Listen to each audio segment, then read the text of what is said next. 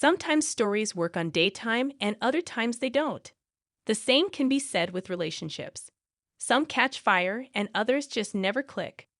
General Hospital's Laura Wright and Days of Our Lives' Steve Burton know this as well as anyone. Don't believe them? Just ask them about Carly and Jason's ill-fated relationship in Port Charles. The two went from the best of friends to full-on love once Sonny was dead and gone following his swan dive into the river. And even their portrayers admit that that was a tough sell. When Wright joined Bradford Anderson, Spinelli, and Burton on their The Daily Drama podcast that got into how tough it was to build a romance around Carly and Jason. Here's the thing, Wright explained, and I understand this because I'm a big TV watcher and I love my stories and shows that I watch and I've watched daytime forever. If Sonny were really dead, if Morris had left and they really killed off Sonny, then I think he would have had a better shot at it because the fans are all watching going, but he's not dead. And so it's really hard for people. It was hard because he was in a flannel and a cowboy hat and Nixon Fall Square dancing, Burton cracked. And me and you were trying to have a serious relationship, and that makes a ton of sense.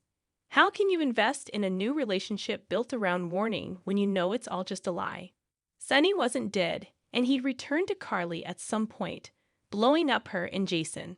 Granted, what fans didn't see coming was Jason's death and Sonny switching over to Nana when he got back.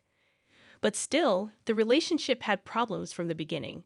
I think they rushed it, Wright shared. Had they had Carly and Jason play the have-to-get-married beat, and then once they were together, the feeling started, that might have worked out better.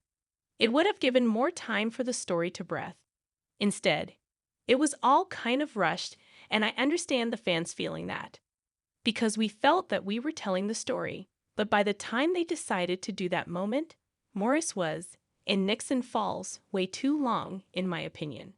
As she put it, by the time they made a commitment to the Jason/Carly beat, they had to hurry it up and bring Sonny back. So we didn't have a really small window of making that work. Still, it wasn't all bad.